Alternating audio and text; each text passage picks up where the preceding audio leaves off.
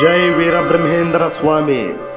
విశ్వమానవ సౌభ్రాత్ర బోధకం భవబాధకం గృహస్థాశ్రమ తత్వజ్ఞం శిల్పకర్మ సునిష్ఠితం శ్రీ విరాట్ పోతులూర్ వీర బ్రహ్మయోగి జగద్గురుం కాలజ్ఞాన విధాతారాజ్మలయే కలిదైవతం శ్రీ మద్దరావలయ విభూషణ విరాజమానంబును నిఖిల కలుష హరణంబును సురముని గణ సేవితంబును ఉత్తుంగ గోపుర శిఖరాలయ మండప ప్రాకార మధ్య గర్భాలయాంతర్గతంబున సజీవ సమాధి నిష్ట వహించియున్న దుష్ట నిగ్రహ శిష్టజన పరిపాలన సమర్థులను భూత భవిష్యత్ వర్ధమాన కాలజ్ఞాన రచయితులను శ్రీ వీరధర్మజ సింహాసనాసీనులను ఆశ్రిత భక్త జనోద్ధారకులకు శ్రీ మద్విరాట్ పోతులూరి వీరబ్రహ్మేంద్ర స్వామి వారికి జై. శ్రీ మద్విరాట్ పోతులూరి వీరబ్రహ్మేంద్ర స్వామి వారు తన అవతారంలో లోకహితమైన విషయాలు అనేకం చెప్పారు. అలా చెప్పినవన్నీ వారు ఆచరించి చూపించారు. ఊదే తిత్తులపైగా ఉండే ఉన్మని తెలియరా ఓరన్న అంటూ ఒక తత్వంలో చెబుతారు. ఇప్పుడు ఆ ప్రత్యేకమైన అంశాన్ని గమనిద్దాం. పూర్వం కొలిమి ఉండేది. ఆ కొలిమిలో ఇనుప వస్తువులను బాగా ఎర్రగా కాల్చి ఆ పైన తనకు అవసరమైన కొడవలిగానో కత్తిపీటలాగానో కూరగాయల చాకులాగానో చేసేవారు.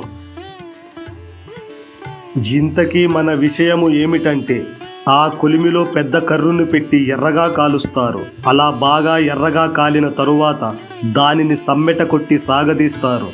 దానిని బండి ఇరుసుగా కావాలని అలా ఇరుసుగా అన్ని హంగులు వచ్చేదాకా దాని తుప్పు అంతా రాలిపోయేదాకా దానిని కాల్చటం, సమ్మెటతో కొట్టటం, మళ్ళీ కాల్చటం, అలా అది పూర్తిగా ఉపయోగకరమైన వస్తువుగా అయ్యే వరకు చరుస్తారు. అలాగే విషయాలనే తుప్పు రాలిపోయేదాకా జ్ఞానాగ్ని చేత మనస్సును కాల్చాలి. నిరంతరం తీవ్రమైన యోగ సాధన చేత మాత్రమే అది సాధ్యమవుతుంది. మనిషికి మిత్రుడైన శత్రువైన మనస్సే. పాప పుణ్యాలకు అదే కారణభూతము. ఆ మనస్సు అదుపులో ఉంచుకున్న వారికి యోగులన్నారు. అలా ఉంచుకోలేని వారిని భోగులన్నారు. మనోనిగ్రహం లేని వారు విషయాలనే దావానలంలో దహించుకుపోతుంటారు. కష్టసుఖాలనే ఊబిలో కొట్టుమిట్టాడుతుంటారు. మిడుత అగ్నిని చూసి పరవశిస్తుంది. ఆనందంతో దానిలో దూకుతుంది. పర్యవసానం కాలిపోతుంది. విషయములనే అగ్నిలో మలమలా మాడిపోతున్నాడు మనిషి. ఆకర్షణలనే ఊబిలో కూరుకుపోతున్నాడు.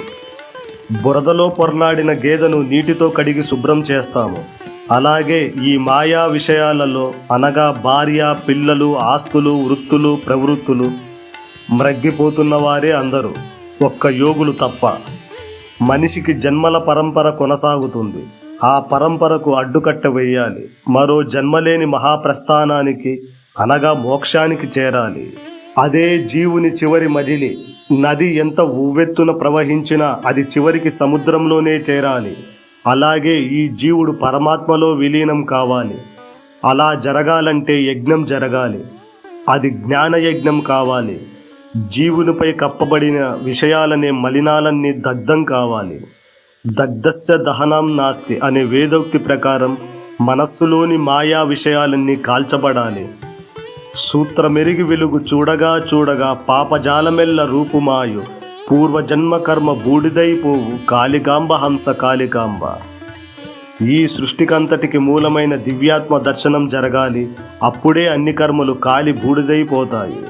నిరంతరం భగవత్ సంకల్పంతో జీవనయాత్ర జరగాలి. ప్రతిరోజు 2 పూటలా ధ్యానం చేయాలి.